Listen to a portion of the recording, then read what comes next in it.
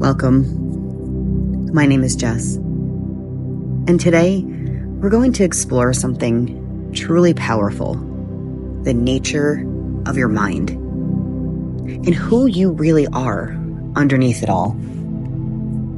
In yoga, we're taught that we're not our bodies, we're not our thoughts, our labels, but beneath all of that, there is something deeper, something eternal, peaceful, aware.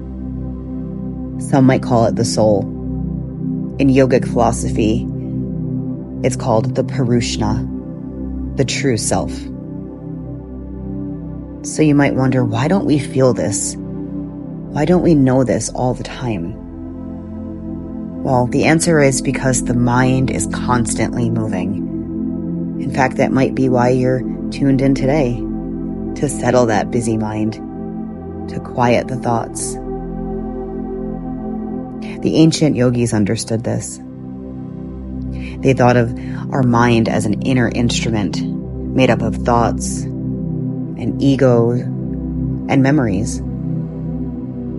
And through our lifetime, our experiences, our belief systems, the things that we are told and taught, and just the things that we experienced on our own, well, they start to carve little pathways in our brain. And if you think of your brain as an inner landscape, these rivers and valleys, these channels that get dug out from the thoughts and belief systems, following the same path over and over again, those channels get deeper and deeper. Yogis call this samskaras. But we know that we can change that inner landscape of our mind.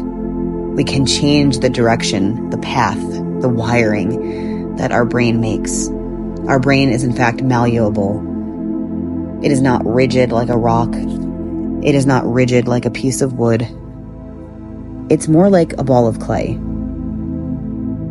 So today, as we move through this meditation, I invite you to think about the forces that are within you and even within nature.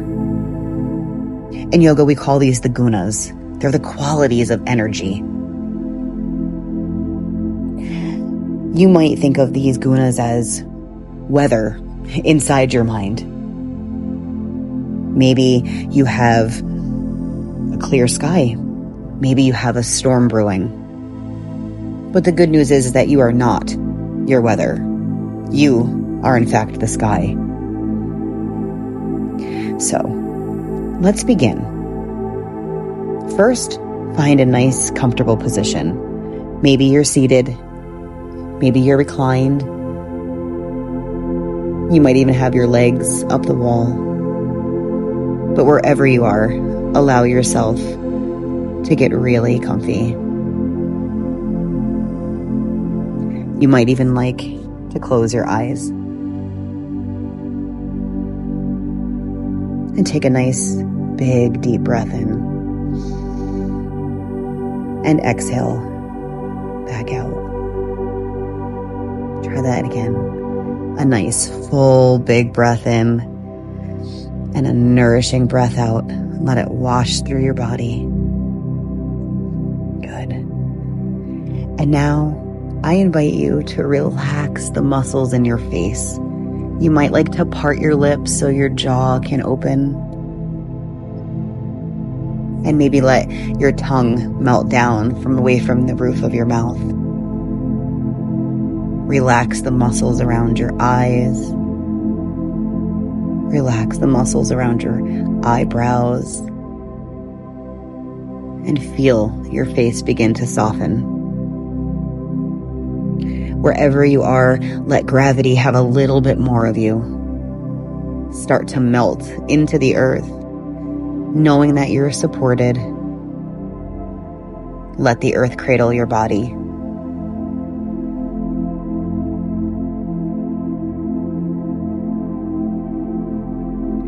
Good.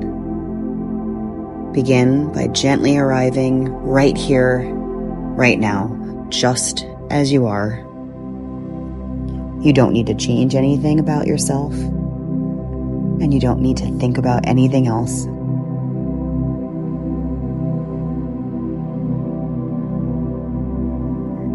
Begin to connect to your breath now. We're not changing anything, just notice it. Feel the inhale and feel the exhale, rising and falling. Continuing to turn inward.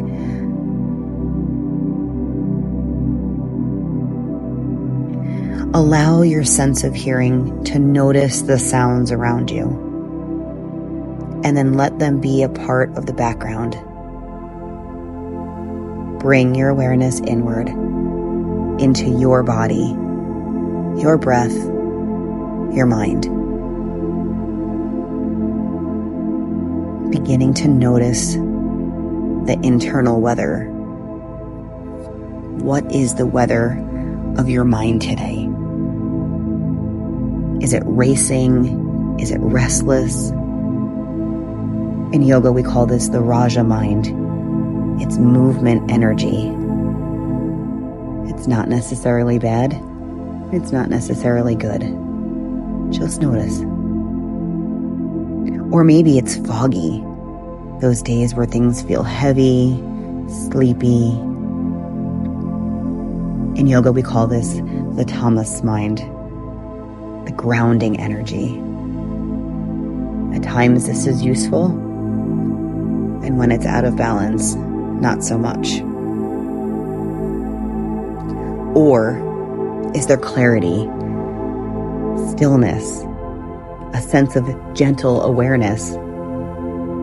This might be your sattva mind, peaceful presence. Again, none of these are bad. Right now, your only job is to notice. Gently, honestly, and most importantly, without judgment.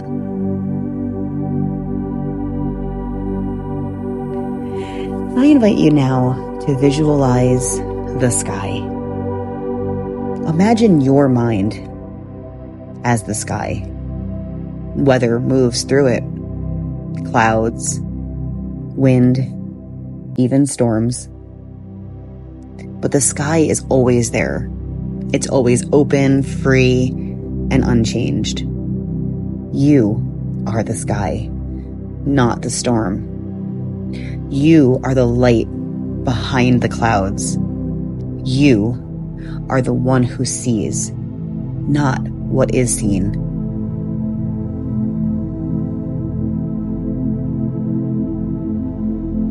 Feel into the self. Beneath all that weather, there is stillness.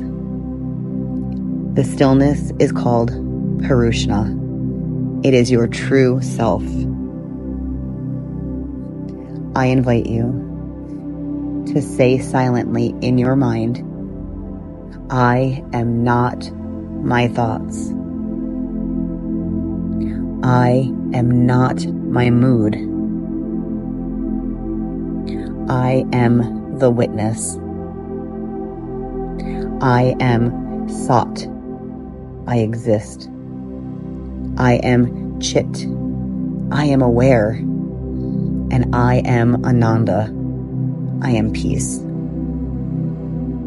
Let these words ripple inward. Continue to stay anchored in your presence. And if thoughts arise, which they will, because you are human, just know that it's okay. Bring yourself back to your breath and back to that image of the sky. Feel the steadiness of the ground beneath you. You are not floating away. You are grounded here in something deep and wise. This is Buddhi, the part of you that can see clearly. Let it rise gently.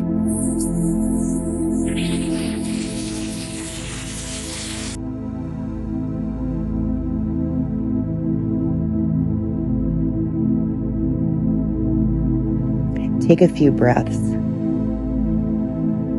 Start to allow these breaths to feel a little fuller. Good. Gently begin to return to your body, to your space. And take a moment to check in with yourself. What was the weather inside you today? And what did it feel like to remember, even if briefly, that you are not the weather, but rather the sky?